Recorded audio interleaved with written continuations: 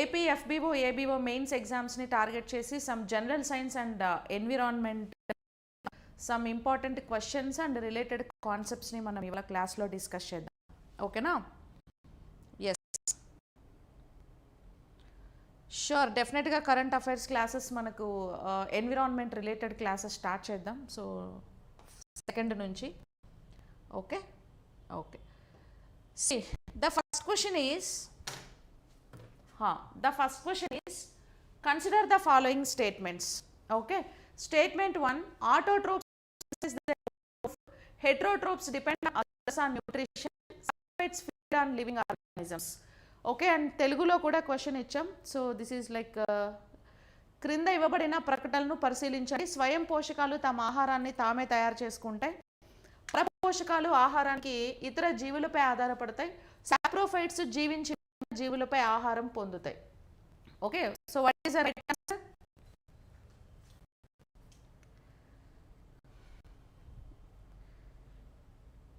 All correct is కరెక్టా? చూద్దాం.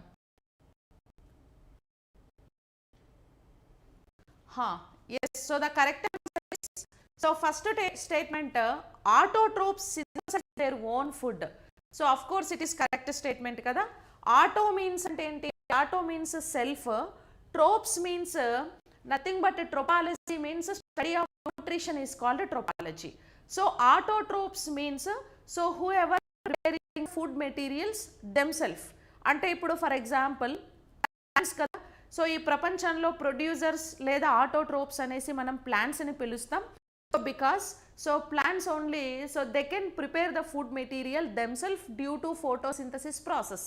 కిరణజన్య సంయోగ క్రియ ద్వారా వాటి ఆహార పదార్థాలు తయారు చేసుకుంటాయి కాబట్టి ప్లాంట్స్ని మనం ఆటోట్రోప్స్ లేదా స్వయం పోషకాలు అని పిలుస్తారు.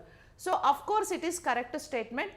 So as per SSC text బుక్లో apart from plants some kind of sulphur bacterias కూడా ఓకే వాటంతటికి అవే ఫుడ్ మెటీరియల్స్ని తయారు చేసుకుంటాయి. హీమో ఆటోట్రోప్స్కి బెస్ట్ ఎగ్జాంపుల్గా చెప్పాం, గుర్తుందా? Next, heterotrophs depends on others for nutrition. So heterotrophs ఏం చేస్తాయంటే ఫుడ్ కోసం వేరే ప్లాంట్స్ మీద కానీ లేదా వేరే అనిమల్స్ మీద కానీ డిపెండ్ అవుతాయి. సో వాటిని హెట్రోట్రోప్స్ అంటారు, తెలుగులో పరపోషకాలు అని పిలుస్తారు. అఫ్ కోర్స్ మనం కూడా పరపోషకాలే కదా. So even we also like completely directly or indirectly so completely depending on the plants for the food purpose. So మనం ప్రత్యక్షంగా కానీ పరోక్ష ఫుడ్ కోసం మొక్కల మీదే ఆధారపడతాం. ఓకేనా? అంటే ఇప్పుడు మనం ఫుడ్ ప్రిపేర్ చేసుకొని తినలేం కదా.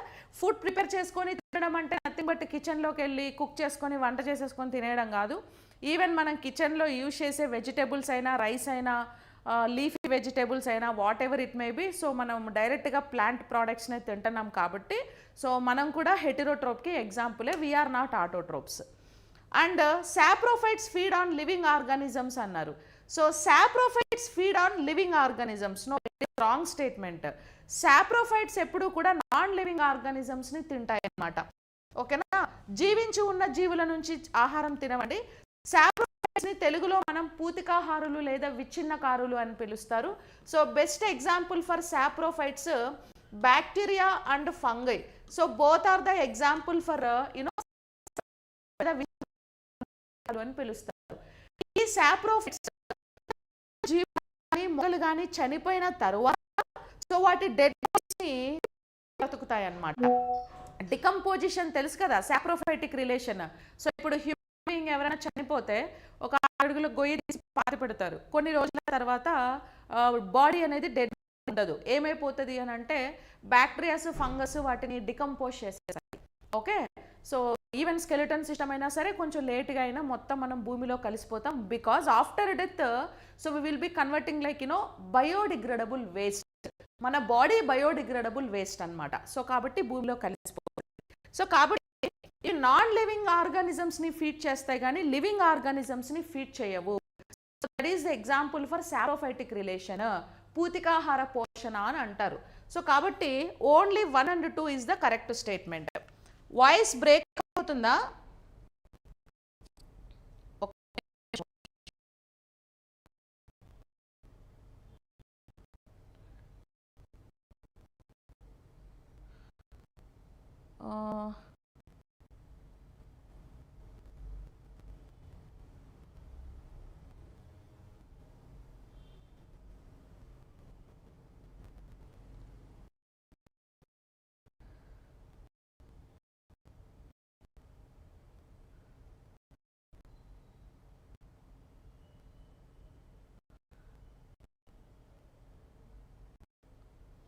ఇప్పుడు ఓకేనా వాయిస్?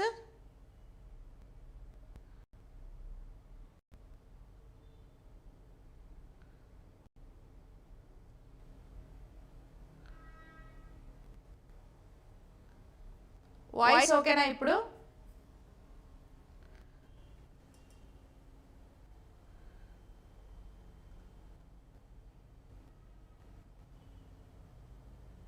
ఫైన్. ఇప్పుడు వాయిస్ వస్తుందా? బ్రేక్ అవ్వట్లేదు కదా?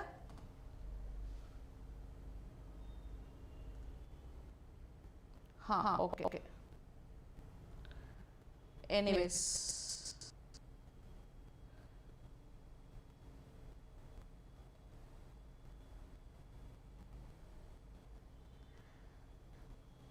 డబుల్ వస్తుందా వాయిస్?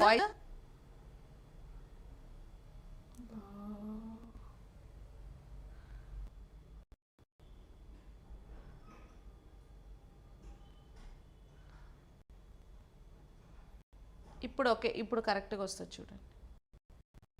ఇప్పుడు ఓకే కదా? రీసౌండ్ ఏం లేదు కదా? ఇప్పుడు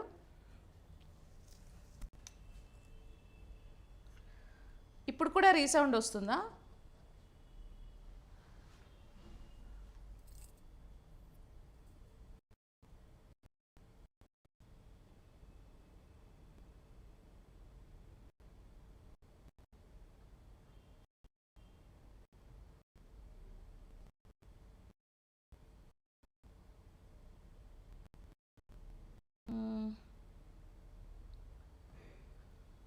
ఇప్పుడు ఫైనా?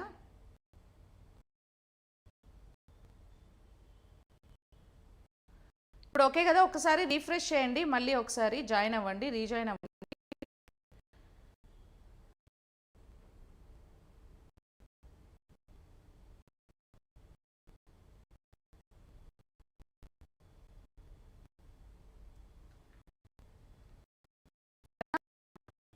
ఇప్పుడు క్లియర్ కదా?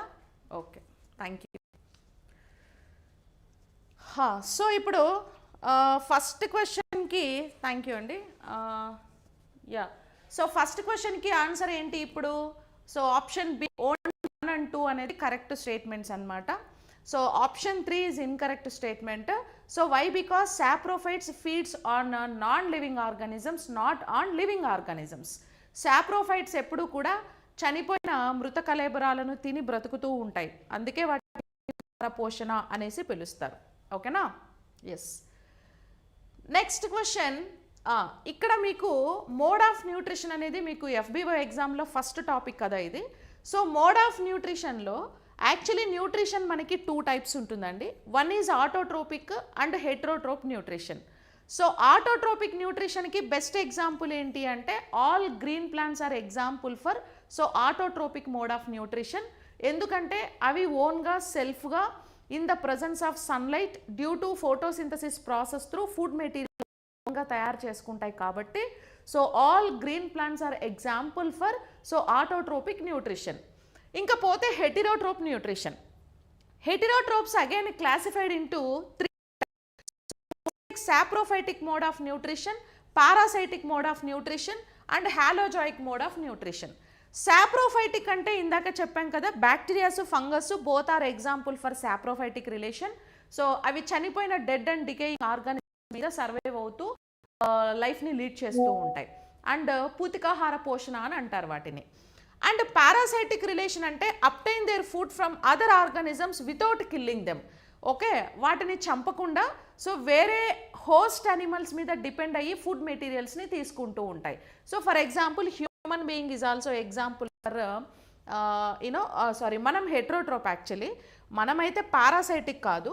సో ఇప్పుడు ఫర్ ఎగ్జాంపుల్ లీస్ అంటే తల్లో పేళ్ళు, లివర్ ఫ్లూక్, టేప్ వామ్, ఇవన్నీ పారాసైటిక్ రిలేషన్కి ఎగ్జాంపుల్.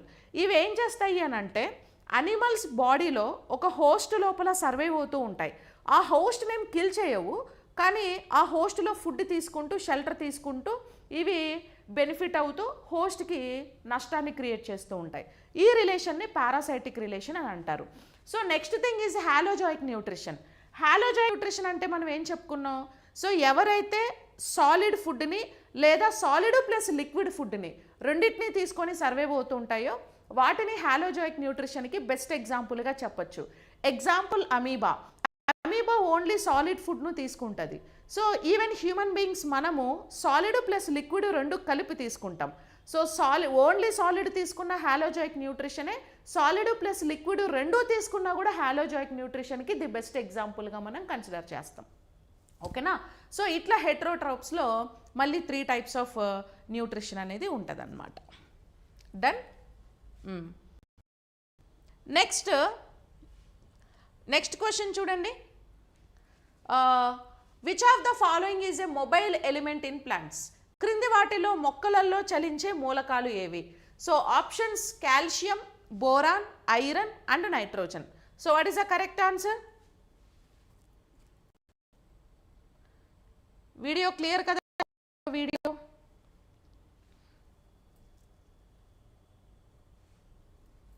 సో ఇప్పుడు కరెక్ట్ ఆన్సర్ చెప్పండి. మొబైల్ ఎలిమెంట్స్ అని వేటిని పిలుస్తారు? So option D A. Okay. So మనకి న్యూట్రిషన్ అనే టాపిక్లో ఈవెన్ ప్లాంట్స్లో mobile and non mobile elements అని 2 టైప్స్ ఆఫ్ ఎలిమెంట్స్ ఉంటాయి. అంటే చలించే మూలకాలు, చలించని మూలకాలు అని పిలుస్తారు. సో యాక్చువల్లీ ప్లాంట్స్లో మొబైల్ ఎలిమెంట్స్ అని వేటిని అంటారు అని అంటే, ఇక్కడ ఇచ్చిన 4 ఆప్షన్స్లో nitrogen is like mobile element అండి. మిగతా ఈ 3 నాన్ మొబైల్ ఎలిమెంట్స్ అన్నమాట. సో ఇక్కడ మీరు చూస్తే ఇప్పుడు ఈ ప్లాంట్ ఉంది కదా, ఈ ఓల్డ్ బాడీ పార్ట్స్ నుంచి న్యూ బాడీ పార్ట్స్కి మొబైల్ ఎలిమెంట్స్ అనేవి మొబైల్ అవుతాయి, మూమెంట్ అవుతాయి, ఇక్కడ నుంచి అక్కడికి వెళ్తాయి అన్నమాట. సో ఇప్పుడు ఓల్డ్ బాడీ పార్ట్స్ అని అంటే ఓల్డ్ లీవ్స్, ఇవి ఓల్డ్ లీవ్స్ అండి, ఇవి న్యూ లీవ్స్. ఇప్పుడే చిగురెత్తున్న లీవ్స్ అన్నీ కూడా ఇప్పుడిప్పుడే వస్తున్నాయి కాబట్టి వీటిని న్యూ లీవ్స్ అంటారు, వీటిని ఓల్డ్ లీవ్స్ అంటారు. సో ఓల్డ్ లీవ్స్ నుంచి న్యూ లీఫ్లోకి మూమెంట్ అయ్యే న్యూట్రిషన్ని మనం ఏమని పిలుస్తారంటే మొబైల్ ఎలిమెంట్స్ అని పిలుస్తారు.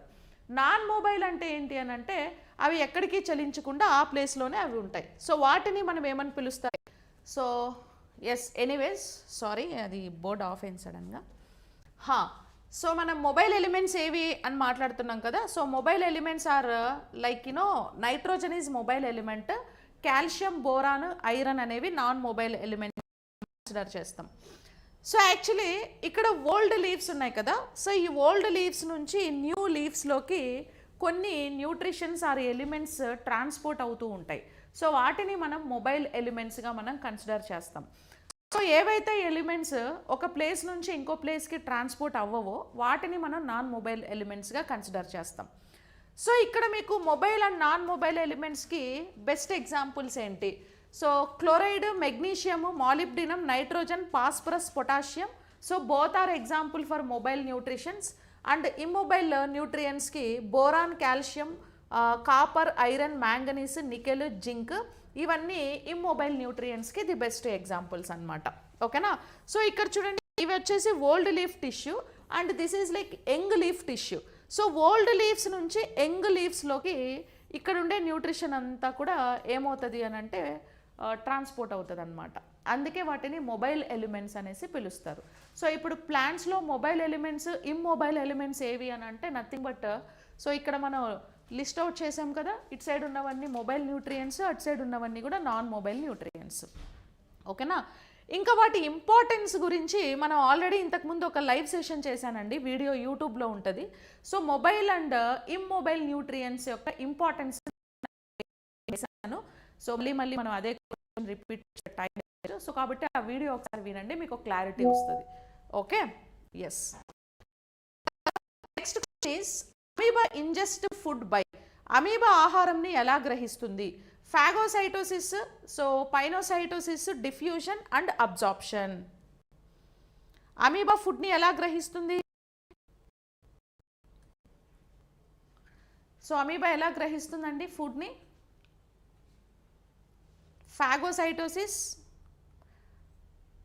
ఫాగోసైటోసిసే కదా. సో అమీబా ఫుడ్ తీసుకునే ప్రాసెస్ని మనం ఫాగోసైటోసిస్ అనేసి పిలుస్తారు. So actually amoeba is it is kind of unicellular organism. ఇది ఒక ఏకకణ జీవి, అంటే దట్ మీన్స్ అన్డెవలప్డ్ ఆర్గానిజం అండి. So it's not like developed organism.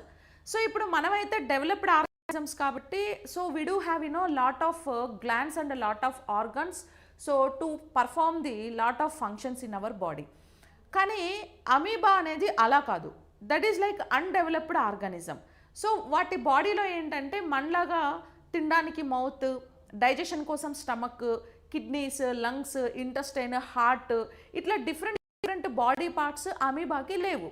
So amoeba unicellular organism కాబట్టి దాని బాడీలో ఏ పనైనా even respiration, digestion and reproduction everything ఆ ఒక్క సెల్లే చేయాలి, because of there is no another option కాబట్టి. ఓకేనా. సో మరి అమీబాలో ఫుడ్ ఇంటేక్ ఎలా తీసుకుంటుంది అంటే అమీబాకి ఇక్కడ సూడోపోడియాస్ ఉన్నాయి కదా, సో వీటిని సూడోపోడియా లేదా మిథ్యాపాదాలు అంటారు తెలుగులో. ఈ మిథ్యాపాదాల సహాయంతో అమీబా సాలిడ్ ఫుడ్ పార్టికల్స్ని లోపలికి తీసుకుంటుంది. సో బేసిక్గా అమీబా ఎక్కువగా బ్యాక్టీరియాస్ని బాగా తీసుకుంటుందండి. అండ్ డైజెషన్ కోసం ఇక్కడ ఫుడ్ వ్యాక్యూల్స్ ఉంటాయి కదా, సో వీటిని మనం ఫుడ్ వ్యాక్యూల్స్ అని పిలుస్తాం.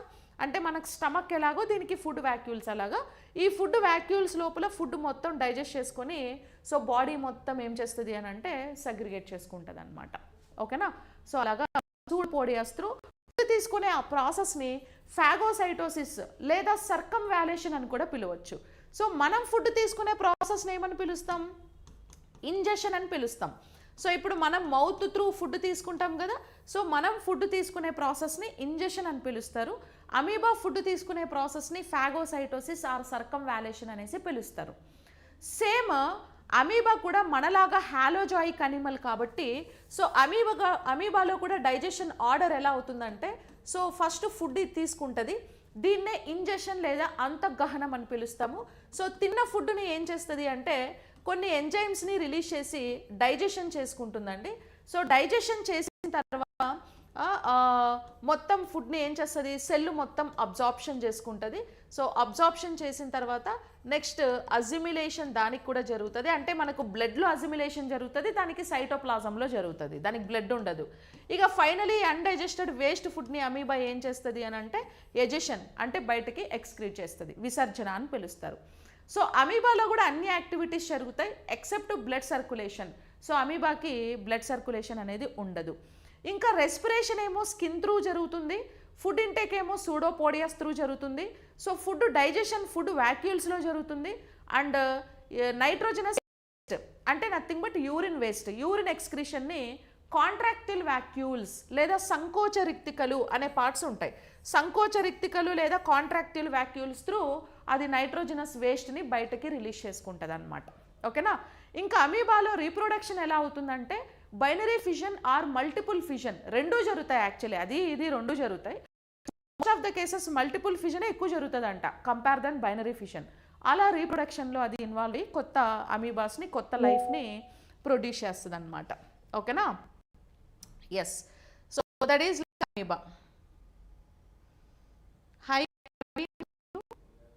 దిస్ ఈస్ ప్రవీణ్ అన్నావు. Next grasshopper is an example of. So grasshopper అంటే మిడత దేనికి ఉదాహరణ? Autotroph, holozoic, heterotroph, parasite and saprophyte. So దేనికి ఎగ్జాంపుల్ చెప్పండి? Gross hopper.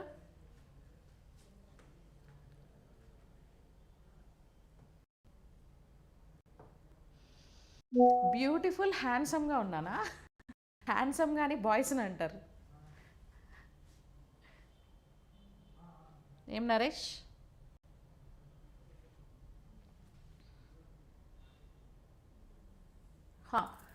So grasshopper is an example of. So grasshopper అనేది దేనికి example అని అంటే కనుక సో గ్రాస్ హోపర్ కూడా ఇట్ ఈస్ నాట్ లైక్ ఆటోట్రోప్. అది కూడా మనలాగే ఫుడ్ మెటీరియల్స్ కోసం ఫుడ్ కోసం వేరే జంతువుల మీద లేదా వేరే మొక్కల మీద ఆధారపడుతుంది. గ్రాస్ హోపర్ మెయిన్గా ఏం తింటుంది అంటే గ్రాస్ తింటుంది, గడ్డి తింటుంది, ఆకుల్ని తింటుంది. ఓకేనా. ఆకుల్ని, చిన్న చిన్న ఫ్లవర్స్ని, ఇంకా చిన్న చిన్న మస్కిటోస్ని, ఇన్సెక్ట్స్ని కూడా తింటుంది అన్నమాట అది. సో కాబట్టి అఫ్ కోర్స్ అది ఫుడ్ కోసం వేరే యానిమల్స్ మీద డిపెండ్ అవుతుంది కాబట్టి అది హెటిరోట్రోపు. అయితే అది ఏ టైప్ ఆఫ్ హెటిరోట్రోపు? పారాసైటిక్ హెటిరోట్రోపా, లేకపోతే మన సాప్రోఫైటిక్ హెటిరోట్రోపా, లేకపోతే హాలోజాయిక్ హెటిరోట్రోపా. హెటిరోట్రోప్లో మళ్ళీ 3 టైప్స్ ఉన్నాయని ఇందాకే చెప్పాను కదా. హెటిరోట్రోప్లో మళ్ళీ 3 టైప్స్. ఒకటి సాప్రోఫైటిక్, పారాసైటిక్ అండ్ హాలోజాయిక్. కానీ grasshopper is example for holozoic heterotroph. So అది కూడా సాలిడ్ని లిక్విడ్ని రెండింటిని కలిపి తీసుకుంటుంది మనలాగా. కాబట్టి హాలోజాయిక్ హెటెరోట్రోప్కి గ్రాస్ హోపర్ అనేది ది బెస్ట్ ఎగ్జాంపుల్ అనమాట. ఓకేనా? ఇంకా అదొక ఇన్సెక్ట్. గ్రాస్ హోపర్లో రెస్పిరేషన్ ఎలా జరుగుతుంది అని అంటే, సో గ్రాస్ హోపర్లో రెస్పిరేషన్ నథింగ్ బట్, గ్రాస్ హోపర్కి ట్రాకియా ఉంటుంది కదా, సో ట్రాకియా దీన్నే వాయునాళం అనేసి పిలుస్తారు, ఆర్ స్పిరాకిల్స్.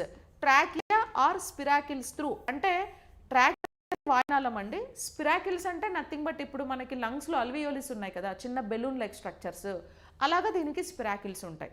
సో వీటి త్రూ గ్యాసెస్ ఎక్స్చేంజ్ జరుగుతుంది, అంటే రెస్పిరేషన్ జరుగుతుంది అనమాట. ఇంకా మనలాగే దానికి డైజెషన్ సిస్టమ్ ఉంటుంది. సో అన్ని ఎక్స్క్రీషన్కి మాల్ఫీజియన్ ట్యూబ్యూల్స్ ఉంటాయి, అంటే మాల్ఫీజియన్ పుటికలు, మాల్ఫీజియన్ నాలికలు అని అంటారు. సో వాటి వల్ల యూరిన్ ఎక్స్క్రీషన్ అనేది జరుగుతుంది. ఇక రీప్రొడక్షన్ అన్ని యాక్టివిటీస్ జరుగుతాయి. ఓకేనా? Yes. Next question, bioaccumulation in land ecosystems mainly result from. So భూభాగ ఎకోసిస్టమ్లో జీవ సంకలనంకి ప్రధానంగా దేని వల్ల జరుగుతుంది? సో బయో అక్యుములేషన్ దేని వల్ల జరుగుతుందండి? Heavy metals and pesticides, nitrogen fixation, soil aeration and composting. Okay, bio accumulation దేని వల్ల జరుగుతుంది అని అంటే, యాక్చువల్లీ మీకు ఐడియా ఉండే ఉంటుంది బయో అక్యుములేషన్ అంటే ఏంటి, బయో మ్యాగ్నిఫికేషన్ అంటే ఏంటి. సో ఇవి మనకి soil ecosystem or even aquatic ఎకోసిస్టమ్స్లో కూడా ఇవి జరుగుతూ ఉంటాయి యాక్చువల్లీ. సో దేనివల్ల జరుగుతుంది మోస్ట్లీ?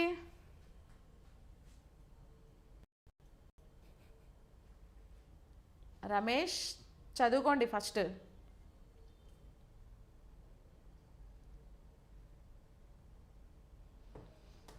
దేనివల్ల జరుగుతుంది అని అంటే nothing but of course so heavy metals and pesticides. ఓకేనా? So heavy metals and pesticides through మనకి ఏం జరుగుతుంది అని అంటే బయో అక్యుములేషన్ అనేది జరుగుతుంది.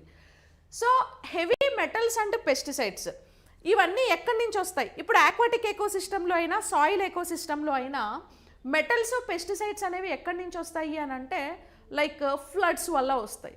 ఇప్పుడు పెస్టిసైడ్స్ మనం ఎక్కడేస్తాం? అగ్రికల్చర్లో పొలాలకి మొత్తం మందులు కొట్టేస్తారు కదా, పురుగు పట్టకుండా, బ్యాక్టీరియాలు, వైరస్, ఫంగల్ ఇన్ఫెక్షన్స్ అవ్వకుండా మనం ఏం చేస్తామంటే మందులు కొడతాం, పోయి పెస్టిసైడ్ కొడతాం.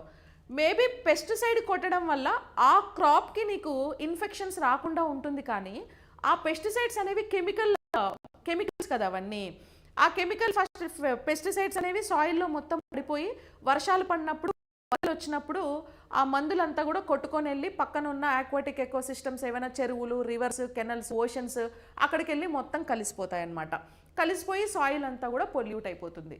సో మోస్ట్లీ ఈ ఫర్టిలైజర్స్లో అయినా పెస్టిసైడ్స్లో అయినా నైట్రోజన్, ఫాస్ఫరస్ ఇలాంటి కెమికల్స్ అనేవి ఎక్కువగా ఉంటాయి. సో యాక్చువల్లీ నైట్రోజన్ ఇప్పుడు బయో నైట్రోజన్ వేరు, కెమికల్ ఫర్టిలైజర్లో ఉండే నైట్రోజన్ వేరు. సో బయో ఫర్టిలైజర్ వల్ల ఇట్స్ న్యాచురల్ థింగ్, దానివల్ల పొల్యూషన్ జరగదు, కానీ కెమికల్ ఫర్టిలైజర్స్ వల్ల జరుగుతాయి. సో ఇట్లా మెటల్స్ వీటి వల్ల ఏమవుతుందంటే సో బయో అక్యుములేషన్ జరుగుతుంది. ఇక్కడ మీకు ఎగ్జామినేషన్ పాయింట్ ఆఫ్ వ్యూలో సో బయో అక్యుములేషన్ అంటే ఏంటి అండ్ బయో మ్యాగ్నిఫికేషన్ అంటే ఏంటి? సో బయో అక్యుములేషన్కి మ్యాగ్నిఫికేషన్కి ఏంటి డిఫరెన్స్ అని అంటే, సో యాక్చువల్లీ బయో అక్యుములేషన్ అని అంటే ఇప్పుడు ఇక్కడ నేను మీకు డిఫరెన్స్ కూడా ఇచ్చాను, పీడిఎఫ్ కూడా నేను అక్కడ అప్లోడ్ చేశాను మీకు. సో అండి bio accumulation means gradual accumulation of toxic substances with in the body of a single organism. అంటే అక్యుములేషన్లో ఏదో ఒక సింగిల్ ఆర్గానిజంకి ఒక ఆర్గానిజం మాత్రం టాక్సిన్స్ అన్ని కూడా పేరుకుపోతాయి అన్నమాట. But when it comes to biomagnification, so బయో మ్యాగ్నిఫికేషన్లో ఎంటైర్ ఫుడ్ చైన్ ఎఫెక్ట్ అవుతుంది. ఓకే, ఆక్వాటిక్ ఎకోసిస్టంలో ఎంటైర్ ఫుడ్ చైన్ ఎఫెక్ట్ అయితే that is biomagnification. Effect అయితే దాన్ని బయో అక్యుములేషన్ అనేసి పిలుస్తారు. సో లెవెల్ వచ్చి occurs within a individual organism, ఒకే ఆర్గానిజంలో ఇది జరుగుతుంది, ఇదేమో ఎంటైర్ ఫుడ్ చైన్లో జరుగుతుంది. ఓకేనా? కాజ్ వచ్చి slow elimination of pollutants from the body నుంచి పొల్యూటెన్స్ అనేవి స్లోగా ఎలిమినేట్ అవుతాయి. ఇక్కడ టోటల్గా repeated conception of contaminated food, అంటే మొత్తం ఫుడ్ చైన్ అంతా స్ప్రెడ్ అయిపోయింది కాబట్టి ఈ కెమికల్స్, పెస్టిసైడ్స్ సో స్లోగా ఫుడ్ చైన్లో ఉండే అన్ని అనిమల్స్ కూడా దీనివల్ల ఎఫెక్ట్ అవుతాయి అన్నమాట. సో మీరు ఇక్కడ చూస్తే ఈ ఇమేజ్ బయో అక్యుములేషన్లో చూడండి, ఇక్కడ ఒక ఫిష్ మాత్రమే చూపించారు. ఇప్పుడు first this is healthy fish, normal fish. ఈ ఫిష్లోకి కెమికల్స్ కొంచెం వెళ్ళాయి, తర్వాత థర్డ్ స్టెప్లో ఇంకా ఎక్కువ కెమికల్స్ వెళ్ళిపోయాయి. ఫైనల్గా బాడీలో ఆల్మోస్ట్ 80% కెమికల్స్ అన్నీ కూడా ఫిషెస్లో స్టోర్ అయిపోయాయి. అంటే ఓన్లీ ఒక పర్టికులర్ స్పీషీస్ ఆఫ్ అనిమల్ లేదా ఒక ఇండివిజువల్ అనిమల్కి మాత్రమే అక్యుములేషన్లో టాక్సిన్స్, పెస్టిసైడ్స్ వల్ల ఎఫెక్ట్ ఉంటుంది. బట్ బయో మ్యాగ్నిఫికేషన్లో ఏమవుతుందంటే టోటల్ ఫుడ్ చైన్ ఎఫెక్ట్ అవుతుంది. సో ఇక్కడ చూడండి, some kind of aquatic animals, prawns, fishes, అవి వాటిని తినే ఫిషెస్ ఇవి ఎఫెక్ట్ అయినాయి. వీటిని తినే సమ్ అనిమల్స్ ఇలాంటివి బ్లూ వేల్ ఆర్ డాల్ఫిన్ ఇవి కూడా ఎఫెక్ట్ అయినాయి. సో వీటిని తినేవి ఏమన్నా కావచ్చు. ఓకే, ఇది కూడా ఎఫెక్ట్ అయింది. ఓకేనా? సో అంటే ఇక్కడ డిఫరెంట్ అనిమల్స్ ఉన్నాయి, అన్ని టాక్సిన్స్ ఉన్నాయి. బికాస్ ఎంటైర్ ఫుడ్ చైన్ ఇక్కడ పొల్యూట్ అయింది, ఇక్కడ ఓన్లీ పర్టికులర్ స్పీషీస్ మాత్రమే పొల్యూట్ అయింది అనమాట. సో అది బయో అక్యుములేషన్కి మ్యాగ్నిఫికేషన్కి difference. Okay, understood. Next question, AP forest protection act established in which year? So AP forest protection act ఎప్పుడు ఎస్టాబ్లిష్ అయింది, ఐ మీన్ ఆ యాక్ట్ని ఎప్పుడు తీసుకొచ్చాము? So what are the importance, what are the importance of that act చెప్పండి. Act యొక్క importance ఏంటి?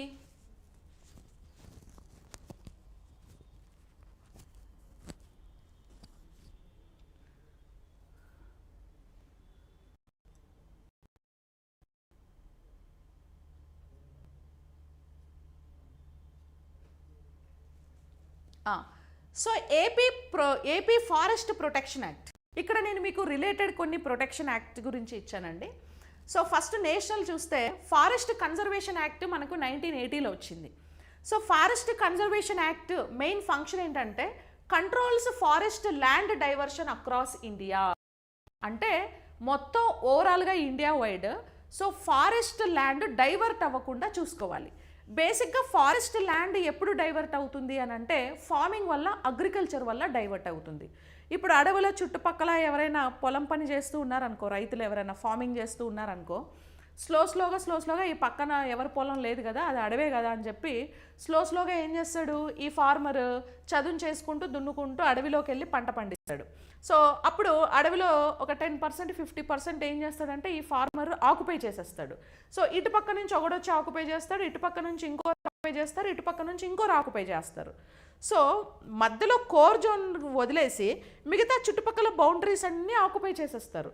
So చేసేస్తారు, మళ్ళీ వాళ్ళ పొలంలోకి ఏమన్నా అడవిలో ఉండే జంతువులు వెళ్తే మళ్ళీ వాటిని వాలేసి అదేసి పట్టేసి సో వీళ్ళు మొత్తం ఫైట్ చేసుకుంటూ ఉంటారు. సో ఇట్లా మోస్ట్లీ మన ఇండియాలో ఫార్మింగ్ వల్లనే, అగ్రికల్చర్ ఎక్కువైపోవడం వల్లనే మనకి ఫారెస్ట్లు అనేవి బౌండరీస్ అన్నీ కూడా బాగా తగ్గిపోయాయి అన్నమాట. ఈవెన్ వెస్ట్రన్ ఘాట్స్ బౌండరీస్ కూడా ఎందుకు తగ్గాయో తెలుసా? వెస్ట్రన్ ఘాట్స్లో టీ, కాఫీ ఫార్మింగ్ బాగా చేస్తారు. ఈవెన్ ఇండో బర్మా, సుందర్లాండ్ ఇలాంటి వాటిల్లో పామ్ ఆయిల్ని బాగా పండిస్తారు.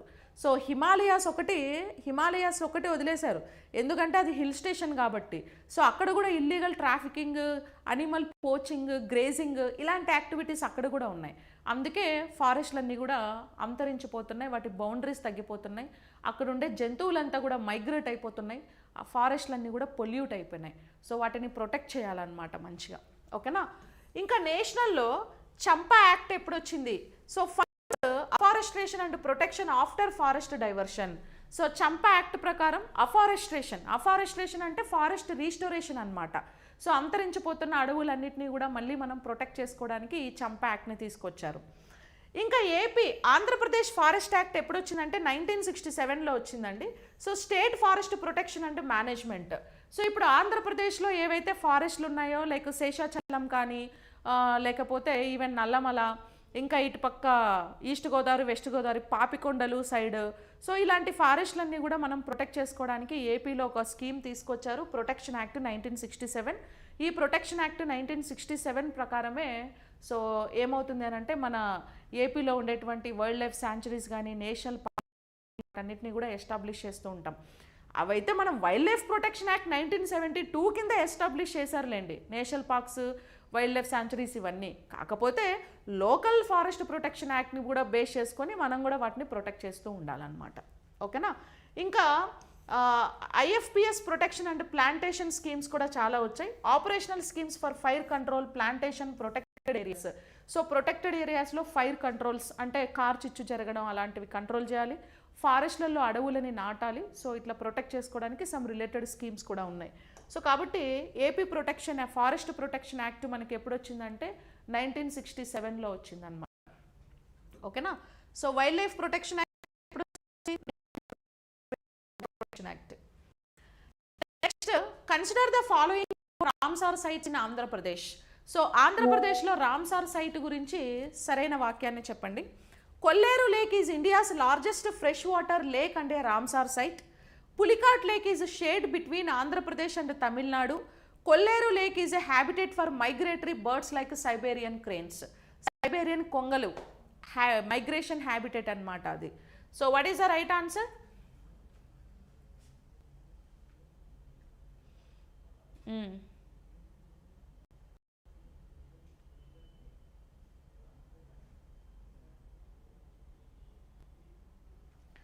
సో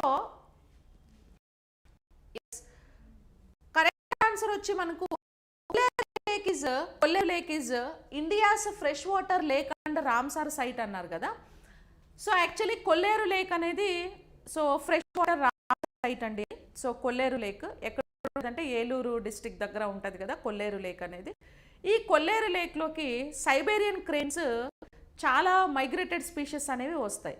సో మీకు వెట్లాండ్స్ ఇప్పుడు రామ్సార్ సైట్ దేనికి సంబంధించింది అని అంటే వెట్లాండ్స్ని రిజిస్టర్ చేసుకోవడానికి ఈ రామ్సార్ సైట్స్ అనేవి రామ్సార్ కన్వెన్షన్ అనేది మనకు 1971లో రామ్సార్ కన్వెన్షన్ చేసుకున్నాం.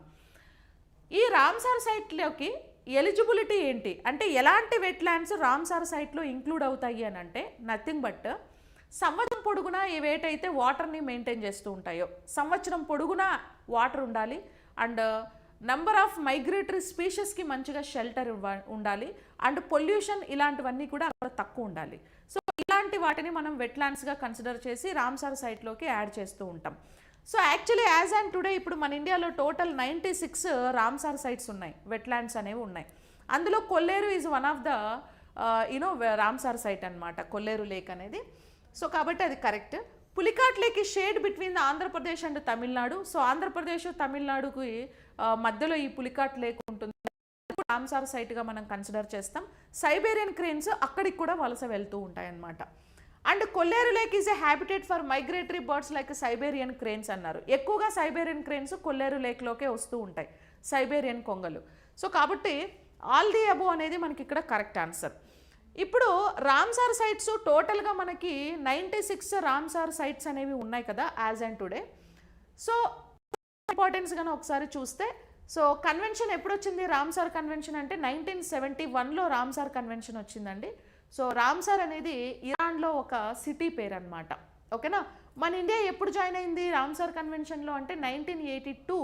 సో ఫిబ్రవరి మన ఇండియా రామ్సార్ కన్వెన్షన్లో జాయిన్ అయింది. So total Ramsar sites as and 2025 96 Ramsar sites ఉన్నాయి. ఓకేనా. సో ఈ ఇయర్లో రామ్సార్ సైట్స్ ఏవేవి యాడ్ అయ్యాయంటే Sakkarakottai and Therthangal Tamil Nadu, and Khecheopalri Sikkim, Udhwa Jharkhand, Khichan Menar Rajasthan, Gokul Jalashay Udaipur Jheel Bihar, and Gogabeel lake Bihar, Siliserh lake Rajasthan. Actually 96th Ramsar site ఇదే. 96th రామ్సార్ సైట్ ఏదంటే సిలిషేర్స్ లేక్, రాజస్థాన్లో ఉండే Siliserh lake, Kopra reservoir Chhattisgarh. Okay, ఇవి కొన్ని ఇంపార్టెన్స్ అంటే 2025లో యాడ్ అయిన రామ్సార్ సైట్స్ అనమాట. సో టోటల్గా మనకి 96 సైట్స్ మనం అబ్జర్వ్ చేస్తాం మన ఇండియాలో. ఓకేనా. సో సైబేరియన్ క్రేన్స్ ఇవే. సో యాక్చువల్లీ ఇవి సైబేరియన్ క్రేన్స్.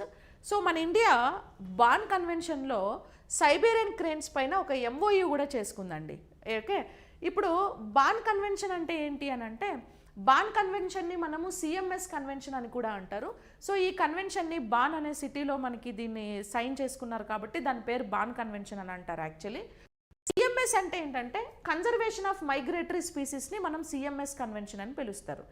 అంటే కన్జర్వేషన్ ఆఫ్ మైగ్రేటరీ స్పీసీస్ కింద మైగ్రేటరీ బర్డ్స్ కానీ వైల్డ్ లైఫ్ కానీ అనిమల్స్ కానీ ఒక కంట్రీ నుంచి ఇంకొక కంట్రీకి మైగ్రేట్ అవుతున్న పర్టికులర్ స్పీసీస్ని ఏం చేయాలి అని అంటే ప్రొటెక్ట్ చేసుకోవాలి.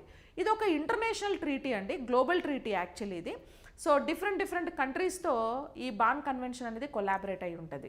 సో ఇప్పుడు మన ఇండియా కూడా సైబేరియన్ క్రేన్స్కి కానీ, గ్రేట్ ఇండియన్ బస్టర్డ్స్కి కానీ, చీతాస్కి కానీ మనం కూడా హోస్ట్గా ఉన్నాం. ఇప్పుడు మన India biggest bird great Indian bustard ఉందా, అది ఆ రాజస్థాన్ స్టేట్ బర్డ్ కూడా అంటాం దాన్ని. అది ఏం చేస్తుందంటే ఆ పాకిస్తాన్ బార్డర్లో ఉంటుంది కదా, రాజస్థాన్ పాకిస్తాన్, ఆ పాకిస్తాన్కి అట్లా వాళ్ళేమో మంచిగా ఫ్రై చేసుకొని తినేస్తారు దాన్ని, అది మళ్ళీ రిటర్న్ రాదు. సో చాలా బర్డ్స్ ఏంటంటే మైగ్రేట్ అవుతూ ఉన్నప్పుడు, ట్రావెల్ చేస్తూ ఉన్నప్పుడు మధ్యలోనే due to some radiations effect వల్ల, వాటర్ అవైలబిలిటీ, ఫుడ్ అవైలబిలిటీ సరిగా లేక ఇలా చాలా మధ్యలోనే చనిపోతూ ఉంటాయి అన్నమాట. అవి మళ్ళీ తిరిగి వాటి నేటివ్ ప్లేస్కి వెళ్తాయో లేదో తెలీదు. సో కాబట్టి అలా కన్జర్వేషన్ స్పీషీస్ని మనం ప్రొటెక్ట్ చేసుకోవడం కోసం తీసుకొచ్చిన కన్వెన్షనే సిఎంఎస్ కన్వెన్షన్ అంటారు, నథింగ్ బట్ బాన్ కన్వెన్షన్ అంటారు. సో ఈ బాన్ కన్వెన్షన్లో India has signed several non legally binding MOUs. So non legally binding actually CMS ఎప్పుడు వచ్చిందంటే మనకు 1983లో. నాన్ లీగలీ బైండింగ్ అంటే ఏంటంటే, ఇప్పుడు లీగలీ బైండింగ్ అన్నామనుకోండి, కంపల్సరీ ఏం చేసైనా సరే ఆ మైగ్రేటరీ స్పీసెస్ని మనం ప్రొటెక్ట్ చేయాల్సి వస్తుంది. నాన్ లీగల్ బైండింగ్ అంటే ఏంటి, కంపల్సరీ ప్రొటెక్ట్ చేయాల్సిన అవసరం లేదు, బట్ మనం ప్రొటెక్ట్ చేయాలి. అంటే పక్కా అని కాదు, దానికి ఏం సెక్షన్స్, ప్రొటెక్ట్ చేయకపోతే ఏం కేసులు, దాని మీద మనం ఎలాంటి రెస్పాన్సిబిలిటీస్, ఒకవేళ వాళ్ళు ఎందుకు ప్రొటెక్ట్ చేయట్లేదు అని అంటే మనం చెప్పాల్సిన ఆన్సర్స్ అలా ఏం ఉండవు. So that is like non legally binding. So ఇప్పుడు మన ఇండియా సైబేరియన్ క్రేన్స్ మీద ఎంఓయూ 1998లో చేసింది. అండ్ మెరైన్ టర్టైల్స్, సో మెరైన్ టర్టైల్స్ అంటే సముద్రంలో ఉండే టార్టైల్స్ని తాబేల్ను కాపాడడానికి 2007లో మెరైన్ టర్టైల్స్ మీద సైన్ చేసాం. డుగాంగ్ అంటే ఇవ్వండి, డుగాంగ్ని మనం సీ కౌ అనేసి పిలుస్తారు. So sea cow is dugong. ఇదేంటంటే మన ఇండియాస్ మెరైన్ మోడల్ అనమాట ఇది. ఓకే, మెరైన్ మోడల్ ఈ డుగాంగ్ అనేది. సో ఇది కూడా యాక్చువల్లీ ఎండేంజర్డ్ కేటగిరీలో ఉంది, అంతరించిపోతుంది, థ్రెట్ బాగా ఉంది. దీన్ని ప్రొటెక్ట్ చేయడానికి కూడా బాన్ కన్వెన్షన్ కింద 2008లో మన ఇండియా ఎంఓయూ చేసుకుంది. ర్యాప్టర్స్ని ప్రొటెక్ట్ చేయడానికి కూడా 2016లో ఎంఓయూ చేసుకున్నాం. ర్యాప్టర్స్ అంటే ఏంటంటేనండి carnivorous animals, carnivorous birds. Raptors అంటే కార్నివోరస్ బర్డ్స్, అంటే వేటాడి ఫుడ్ తింటూ ఉంటాయి చూసారా, ఈగల్ కానీ, వల్చర్ కానీ, ఓల్ కానీ, గుడ్లగూబ. సో ఇలాంటి కేటగిరీలు అనమాట. ఓకేనా, ఇలాంటివన్నీ కూడా మనకు దేని కింద వస్తాయంటే ర్యాప్టర్స్ కిందకు వస్తూ ఉంటాయి. సో ఈ 4 ఎంఓఈస్ మీద మన ఇండియా సైన్ చేసుకుంది, అందులో సైబేరియన్ క్రేన్స్ కూడా ఒకటి. ఓకేనా, under Bonn convention. Yes, next the main objective of project tiger is to. Okay, project tiger యొక్క ప్రధాన లక్ష్యం ఏంటి? Options: promote tourism in tiger reserves, conserve the population of Bengal tiger, increase forest area only, and protect elephants. So project tiger దేనికోసం తీసుకొచ్చాం మనము?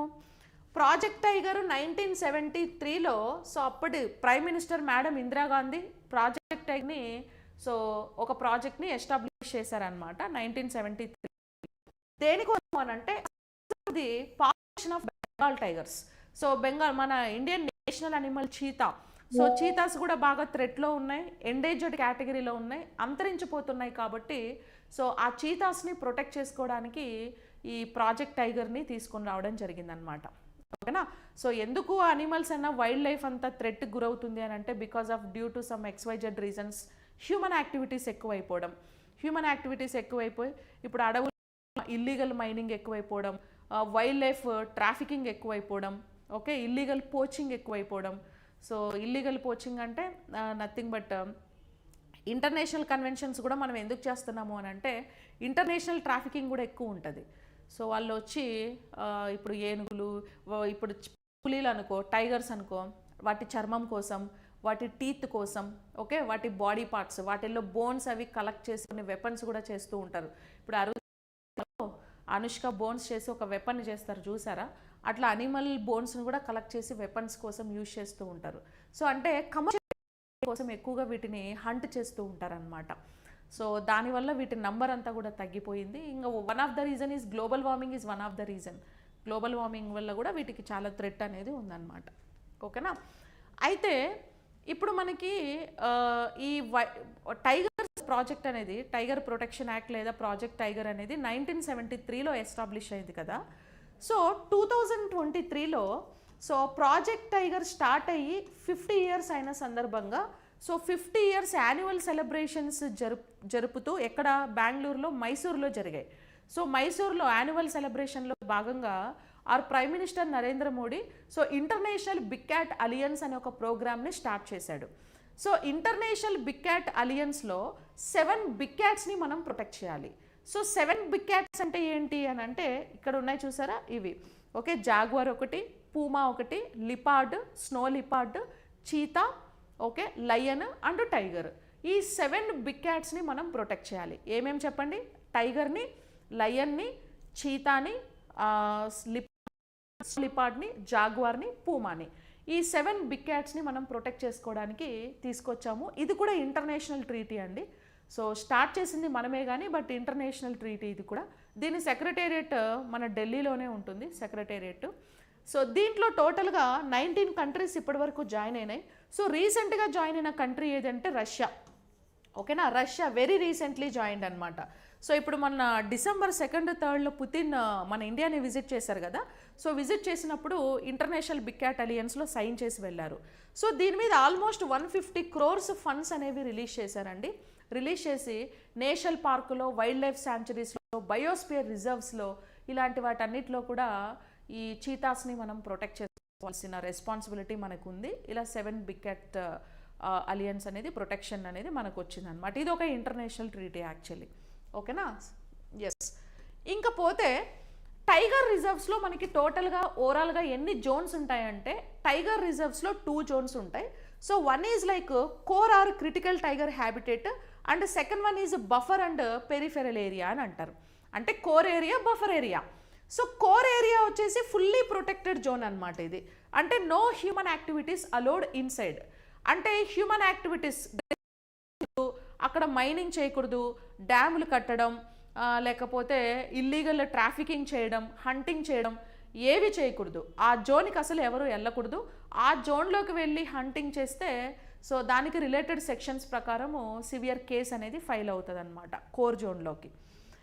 ఇంకా inviolate area for tiger breeding. Tiger బ్రీడింగ్కి అంటే టైగర్స్ని బ్రీడ్ చేయడానికి అంటే ఇంకా వాటిని సృష్టించడం కోసము ఆ జోన్ ఉంటుంది.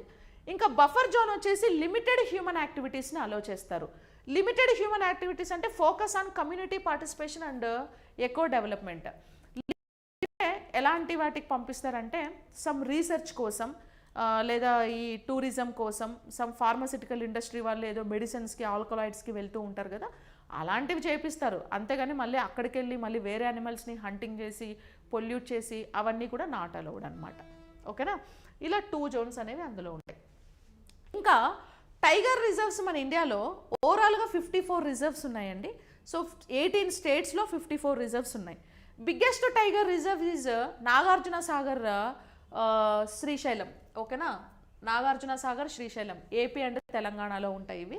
స్మాలెస్ట్ టైగర్ రిజర్వ్ వచ్చేసి బార్ టైగర్ రిజర్వ్ మహారాష్ట్రలో ఉంటుంది. ఇది స్మాలెస్ట్ టైగర్ రిజర్వ్స్.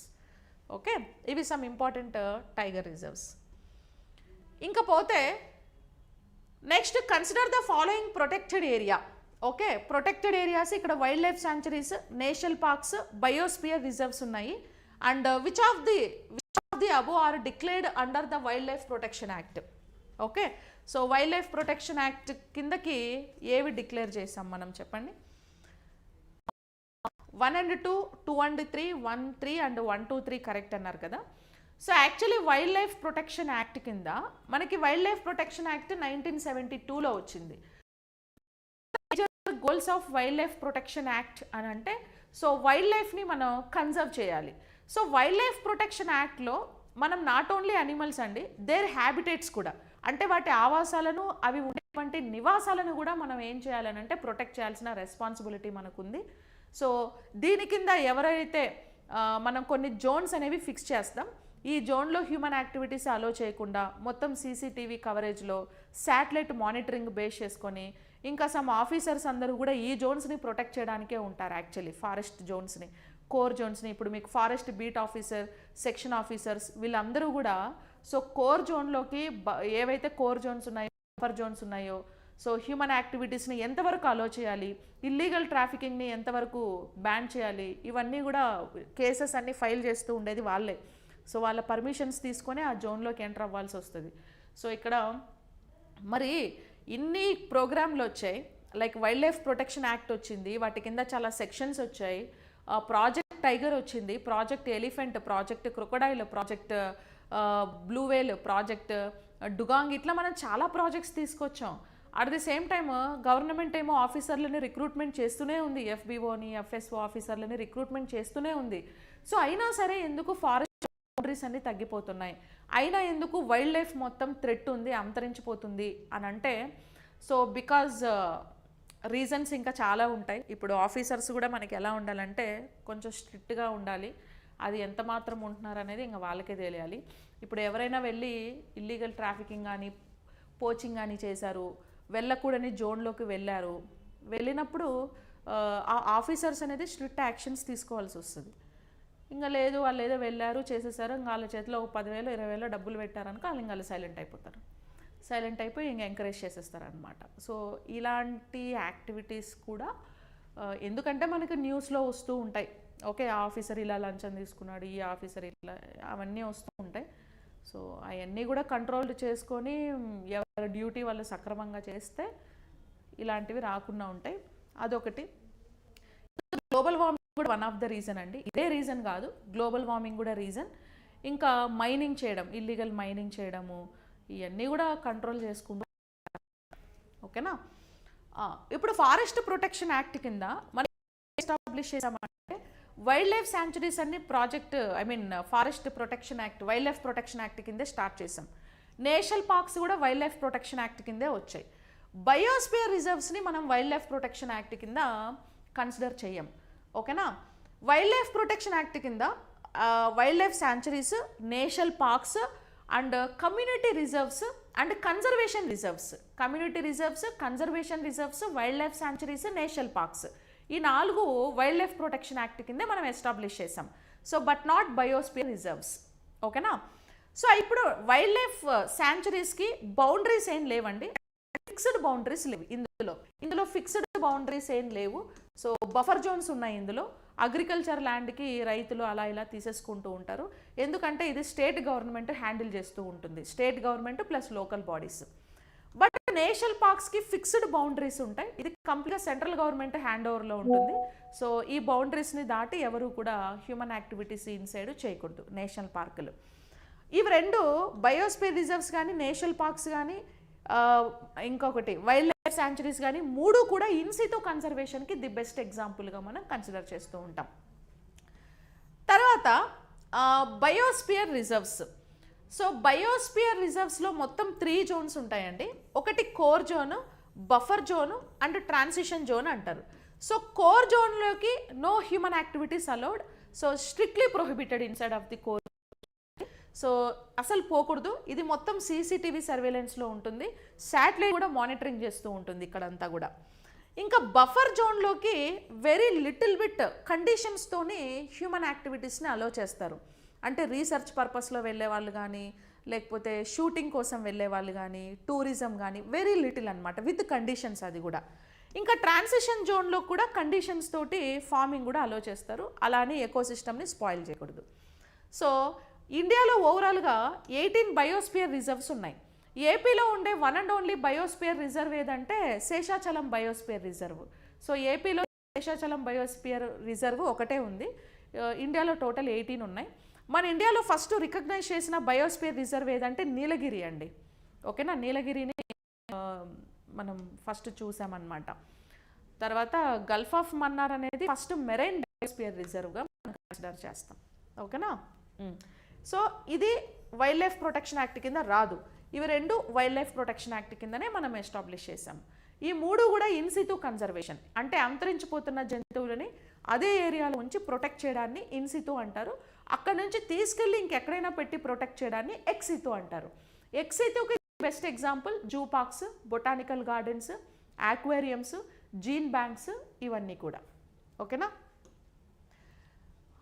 ఇప్పుడు వైల్డ్ లైఫ్ ప్రొటెక్షన్ యాక్ట్ కింద మనకు ఎన్ని స్కెడ్యూల్స్ ఉన్నాయి అంటే బిఫోర్ 2022 వైల్డ్ లైఫ్ ప్రొటెక్షన్ యాక్ట్లో 6 స్కెడ్యూల్స్ ఉండే. సో స్కెడ్యూల్ 1 ఏంటంటే హైయెస్ట్ ప్రొటెక్షన్ అనమాట. అంటే చాలా స్ట్రిక్ట్గా ప్రొటెక్ట్ చేస్తారు, వాటికి రిస్క్ ఎక్కువ ఉంది అని అర్థం. అంటే already critically endangered category neglect చేస్తే అంతరించిపోతాయి, ఎక్స్టెంట్ అయిపోతాయి. అలాంటి animals example tiger, Asian elephant, రైనోసర్, వీటన్నిటిని మనం స్కెడ్యూల్ 1 కింద హైయెస్ట్ ప్రొటెక్షన్ జోన్లో ఉంచి ప్రొటెక్ట్ చేయాలి. ఇంకా స్కెడ్యూల్ 2 హై ప్రొటెక్షన్. స్కెడ్యూల్ 2లో హై ప్రొటెక్షన్ ఉంటుంది, అంటే వీటంతా కాకపోయినా వీటిని కూడా బాగానే ప్రొటెక్ట్ చేయాలి మనం. స్కెడ్యూల్ 3-4లో ప్రొటెక్టెడ్ స్పీషీస్ ఉంటాయి.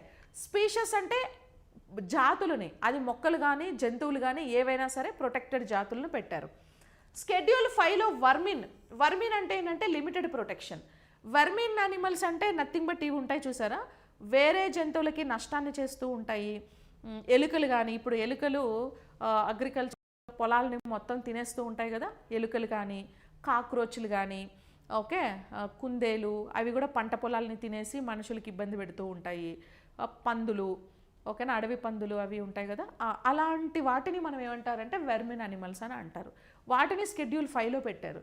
స్కెడ్యూల్ 6లో ఏం పెట్టారు అని అంటే ప్రొటెక్టెడ్ ప్లాంట్స్. సో ప్లాంట్స్ ఏవైతే అంతరించిపోతూ ఉంటాయో వాటిని స్కెడ్యూల్ 6లో పెట్టారు. ఇట్లా ఓవరాల్గా బిఫోర్ 2022 కంటే ముందు మనకి 6 స్కెడ్యూల్స్ ఉండేవాటి. తర్వాత 2022 అమిట్మెంట్ తర్వాత 4 స్కెడ్యూల్స్కి ఫిక్స్. ఏంటంటే అవి schedule 1 is highest protection endangered animals, అంతరించిపోతున్న జంతువులకి హైయెస్ట్ ప్రొటెక్షన్ ఇవ్వడం, nothing but tiger, రైనోసార్, Asian elephant అలాంటి వాటికి, డుగాంగ్ అనిమల్స్ వీటికి. ఇంకా schedule 2 animals with lesser protection, okay, వాటితో పోలిస్తే కొంచెం తక్కువ ప్రొటెక్షన్ ఉండేవి. ఇంకా స్కెడ్యూల్ 3 ప్రొటెక్టెడ్ ప్లాంట్ స్పీషీస్. ఇక్కడేమో బిఫోర్ 2022 ప్లాంట్ ప్రొటెక్టెడ్ ప్లాంట్స్ని స్కెడ్యూల్ 6లో ఉంచాం కదా, ఇక్కడేమో స్కెడ్యూల్ 3లో పెట్టేశాం. ఇంకా 4లో ఏముందంటే specimens listed in CITES అపెండిసైసిస్ international trade regulated. So international trade అనేది మనం రెగ్యులేట్ చేయాలి. సైటస్ అంటే మీకు తెలుసు కదా, సో సైటస్ అంటే మనకి ఇంటర్నేషనల్ ట్రాఫికింగ్ని కంట్రోల్ చేయడానికి సైటస్ కన్వెన్షన్ అనేది, ఇది కూడా ఒక ఇంటర్నేషనల్ ట్రీటీ అండి. సైటస్లో మొత్తం ఎన్ని స్కెడ్యూల్స్ ఉంటాయంటే 3 స్కెడ్యూల్స్ ఉంటాయి, ఓకేనా. హై ప్రొటెక్షన్ ఒకటి, సమ్వాట్ హయ్యర్ ప్రొటెక్షన్ ఒకటి, హై ప్రొటెక్షన్ ఒకటి, ఇంటర్నేషనల్ ట్రాఫిక్ చేయడం ఒకటి. సో అట్లా 3 అపెండిక్స్ ఉంటాయి అన్నమాట, అపెండిక్స్ అంటారు. Next, according to the UNEP emissions gap report 2025, even if all current nationally determined contributions are fully implemented, global temperatures are likely to rise by around. Okay, so ఇప్పుడు NDC reports మీకు environment చెప్పేటప్పుడు మీరు content videos వినుంటే నేను NDC report అంటే ఏందో అక్కడ explain చేశాను. So ప్రతి ఒక్క దేశం కూడా కాప్ మీటింగ్లో NDC రిపోర్ట్ని సబ్మిట్ చేస్తారు, ఓకేనా. NDC రిపోర్ట్ని, ఈ NDC రిపోర్ట్ దేనికి సంబంధించింది అంటే నెట్ జీరో టార్గెట్ని రీచ్ చేయడానికి, గ్రీన్ హౌస్ గ్యాసెస్ ఎమిషన్స్ని కంట్రోల్ చేయడానికి, గ్లోబల్ వార్మింగ్ని కంట్రోల్ చేయడానికి ఏ కంట్రీ ఏమేమి చేస్తుంది, అసలు వాళ్ళ ఒపీనియన్ ఏంది, ఏ ఇయర్కి కంట్రోల్ చేస్తారు, ఎలా చేస్తారు, ఏంది వాళ్ళనే చెప్పమని ఒక రిపోర్ట్ సబ్మిట్ చేయమన్నారు. మన ఇండియా కూడా COP 26 మీటింగ్లో మనం కూడా INDC రిపోర్ట్ని సబ్మిట్ చేసాం. సో ఆ రిపోర్ట్లో మనం 2070కి నెట్ జీరో టార్గెట్ని రీచ్ అవుతామని ప్రామిస్ చేసాం. కొన్ని కంట్రీస్ 2050కి అవుతాయని, కొన్ని 60కి అవుతాయని కొన్ని కంట్రీస్ ప్రామిస్ చేశాయి. అయితే ఇప్పుడు INDC రిపోర్ట్లో ఇచ్చిన ఓకే మెజర్మెంట్స్ ఏవైతే ఉన్నాయో వాటన్నిటినీ కన్నా మనం ఫాలో అయితే టెంపరేచర్ అనేది ఏ రేంజ్ నుంచి ఏ రేంజ్కి పెరిగే ఛాన్స్ ఉంది అంటే 2.3 నుంచి 2 పెరిగే ఛాన్స్ ఉంది. యాక్చువల్లీ మనకు UNEP రిపోర్టు 2023-24 ప్రకారం 1.5 డిగ్రీ సెంటిగ్రేడ్ కంటే టెంపరేచర్ని పెంచొద్దు అని అన్నాం కదా, కానీ అది పెరుగుతుంది, ఓకేనా. ఈ రిపోర్ట్లో రీసెంట్గా సర్వే చేసి ఇచ్చింది ఏంటి అని అంటే ఇప్పుడు దేశాలన్నీ కూడా వాళ్ళు ఏవైతే ప్రామిస్ చేశారో, వాళ్ళు ఏవైతే ఇప్పుడు గ్రీన్ హౌస్ ఎమిషన్స్ని కంట్రోల్ చేస్తాము ఇవన్నీ చెప్పారో అవన్నీ ఫుల్ఫిల్ చేసేసరికి టెంపరేచర్ లెవెల్ అనేవి 2.3 నుంచి 2.5 డిగ్రీస్ టెంపరేచర్ పెరుగుతుంది, ఓకే అని మనకి రీసెంట్ రిపోర్టు. 2025 UNEP రిపోర్ట్ అనేది ఆల్రెడీ వచ్చేసింది. సో ఆ రిపోర్ట్ చదివే మీరు ఎగ్జామ్కి వెళ్ళాలి. కంపల్సరీ మీకు ఎన్విరాన్మెంట్ మీద ఈ రిపోర్ట్ నుంచి 2-3 క్వశ్చన్స్ అనేవి గ్యారంటీగా వస్తాయి. సో మనం లైవ్ ఎంసీక్యూస్ బ్యాచ్ చెప్తున్నాం కదా, లైవ్ ఎంసీక్యూస్ బ్యాచ్లో నేను యుఎన్ఈపి రిపోర్ట్ గురించి డిస్కషన్ చేసి ప్లస్ ఆ ఫైల్ కూడా నేను మీకు రిపోర్ట్ అనేది అప్లోడ్ చేస్తాను అందులోని. ఓకేనా? సో అది ప్రిలిమ్స్లో అడిగారు, మెయిన్స్లో కూడా అడుగుతారనమాట. సో అది ఇవాల్టి సెషన్ అండి. So that's it. సో మనకి I wish you very happy new year in advance to every one. So ఈ ఇయర్లో అందరికీ జాబ్ వచ్చేసి మంచిగా సెటిల్ అయిపోవాలి. God bless you. So new year offer మన యాప్లో రన్ అవుతుంది. సో ఆల్రెడీ స్టార్ట్ అయిపోయింది. సో 50% అన్ని కోర్సెస్ పైన సో ఫ్లాట్ 50% ఆఫర్ ఉంది. సో మీకు ఎఫ్బిఓ ఎగ్జామ్స్కి సంబంధించి ఎఫ్బిఓ కాంబో ప్యాక్స్ ఏవైతే ఉన్నాయో, ఎఫ్బిఓ కాంబో ప్యాక్స్ పైన, కాంబో ప్యాక్స్ అంటే full course, test series, MCQs batch అన్నీ ఇంక్లూడింగ్ కలిపి వచ్చేస్తాయి. సో మీకు మంచి స్కోర్ చేయడానికి పాసిబిలిటీ ఉంటుంది. ఇంకా separate environment course and paper 1, paper 2 MCQs live sessions batch ఉంది కదా. Chapter wise, topic wise live sessions అనేవి జరుగుతున్నాయి ఎంసీక్యూస్. ఆ కోర్స్ మీకు మంచి స్కోర్ తీసుకురావడానికి ఇట్స్ అ వెరీ వెరీ అంటే పేపర్ 2లో మంచి స్కోర్ తీసుకొచ్చే కోర్స్ అనమాట అది. అన్ని టాపిక్స్ని కవర్ చేస్తున్నాం. ఈవెన్ ఇంకా టెస్ట్ సిరీస్ కానీ, ఇంకా separate biology classes, science and technology classes, separate ecology classes, group డీకి జనరల్ సైన్స్ క్లాసెస్. సో అన్నిటి మీద ఆల్ కోర్సెస్ పైన మనకి ఫ్లాట్ 50% సేల్ ఉంది. ఇది January 2 వరకు ఉంటుంది. ఓకేనా? January 2 ఆఫ్టర్నూన్ 1 o'clock వరకు ఈ ఆఫర్ ఉంటుంది, 50% ఆఫర్. సో యూటిలైజ్ చేసుకోండి. మీకు ఎస్ఐ అంటే కూడా ఇంకా 1 month కాబట్టి మీరు టెస్ట్ సిరీస్ రాయడం, ఎంసీక్యూస్ ప్రాక్టీస్ చేయడం ఈ 1 monthలో బాగా చేయాలి. ఇంకేదన్నా కొంచెం టఫ్గా ఉండి గుర్తు లేకుండా మీకు టఫ్ అయిన టాపిక్స్ ఏమైనా ఉంటే అవి కొంచెం రివిజన్ చేసుకోవడానికి ఈ టైం అనేది యూజ్ చేయండి. అండ్ వన్ మోర్ థింగ్, మనము ఇంకా కరెంట్ అఫైర్స్ కూడా స్టార్ట్ చేయాలి. ఎన్విరాన్మెంట్ కరెంట్ అఫైర్స్ అనేవి ఈ రౌండప్ చేద్దాం ఒకసారి. ఇది అయిపోయిన తర్వాత ఆ ఎన్విరాన్మెంట్ కరెంట్ అఫైర్స్ కూడా ఎంసీక్యూస్ బ్యాచ్లోనే అవి కూడా కంటిన్యూ అవుతూ ఉన్నాయి. ఎన్విరాన్మెంట్ టాపిక్లో కరెంట్ అఫైర్స్ మీదనే మనం క్లాసెస్ అన్నీ చెప్తూ ఉన్నాం. ఓకేనా? So anyways, so I wish you very very all the best to you. So సంవత్సరాలు గడిచిపోతున్నాయి, న్యూ ఇయర్లు వస్తూనే ఉన్నాయి. 23, 24, 25, 26 కూడా వచ్చేసింది. కాబట్టి ఇయర్ బై ఇయర్ లైఫ్లో చేంజెస్ అనేది చాలా ఇంపార్టెంట్ అండి. లాస్ట్ ఇయర్ మనం ఎలా ఉన్నాం, అదే రోజు ఈ ఇయర్ ఎలా ఉన్నాం, ఈ మధ్యలో ఏమైనా చేంజెస్ జరిగాయా, ఏమైనా డెవలప్మెంట్ ఉందా అని మీకు మీరే ఒకసారి థింక్ చేసుకోండి ఒకసారి. ఓకే, ఇంకా అక్కడే ఉన్నామా? ఎవ్రీ ఇయర్ మనం ఏంటంటే లాస్ట్ ఇయర్ ఉన్నదానికంటే ఒక 5 or 10 steps పైన ఉండాలి. అంటే లైఫ్లో గ్రోత్ అనేది మనం అలా చూసుకుంటూ వెళ్ళాలి. సో అక్కడే ఉండమాకండి, సంవత్సరాలు చదువుతూ ఉండమాకండి. సో కొంచెం హార్డ్ వర్క్ చేసి ఏదో ఒక నోటిఫికేషన్లో జాబ్ తెచ్చేసుకొని సెటిల్ అయిపోండి. ఓకేనా? అది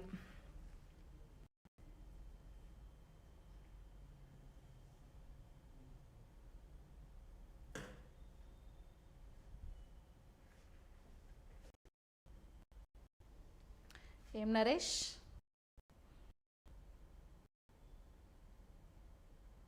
ఓకే, సో కాల్ చేయండి. లైక్ కింద మీకు డిస్క్రిప్షన్లో సర్కార్ నౌకరీ యాప్ లింక్ ఉంటుంది. ఆ లింక్ని క్లిక్ చేసి యాప్ని డౌన్లోడ్ చేసుకోండి. సో మీకు కూపన్ కోడ్ ఏది అని అంటే హ్యాపీ50 అనే కూపన్ కోడ్ యూజ్ చేయండి. ఓకేనా? హ్యాపీ50 అనే కూపన్ కోడ్ యూజ్ చేస్తే మీకు 50% ఆఫ్ అనేది వచ్చేస్తుంది, అప్లికబుల్ అవుతుంది. ఓకే, సో డౌట్స్ అంటే కింద స్క్రోల్ అవుతున్న నెంబర్, కింద నెంబర్ ఉందా 7093864240, ఈ నెంబర్కి కాంటాక్ట్ చేయండి ఏమైనా డౌట్స్ ఉంటాయి. ఓకేనా? So anyways thank you. And మనకు ఎస్ఐ కానిస్టేబుల్ నోటిఫికేషన్స్ కూడా రాబోతున్నాయి. సో వాటికి సంబంధించి కూడా జనరల్ సైన్స్ కోర్సెస్ మన యాప్ కూడా ఉన్నాయి. 2 కేసెస్ కొట్టేసింది కదా. నెక్స్ట్ న్యూ నోటిఫికేషన్ అనేది కంపల్సరీ Jan or Feb వరకు, Jan ఎండింగ్ ఫిబ్రవరిలో 700 పోస్టులతోని న్యూ రిక్రూట్మెంట్ వస్తుంది. ఆల్రెడీ ఏపీఎస్సి బోర్డు 700 రిక్రూట్మెంట్కి సంబంధించిన డీటెయిల్స్ అన్నీ గ్యాదర్ చేశారు. నోటిఫికేషన్ వస్తుంది, ఇంకా ఇది కోర్టుకి క్యాన్సిల్ చేసింది కాబట్టి. ఓకేనా? సో ఈ జిఎస్ అంతా మీకు అక్కడ కూడా యూజ్ అవుతుంది. యాక్చువల్లీ ఇక్కడే మీకు జాబ్ వచ్చేసేయాలి. వచ్చినా కూడా అది కూడా రాయండి, మీకు ఏది బెటర్ జాబ్ అనిపిస్తే అందులో జాయిన్ అవ్వచ్చు. ఓకేనా? థ్యాంక్ యూ అండి, థ్యాంక్ యూ ఆల్.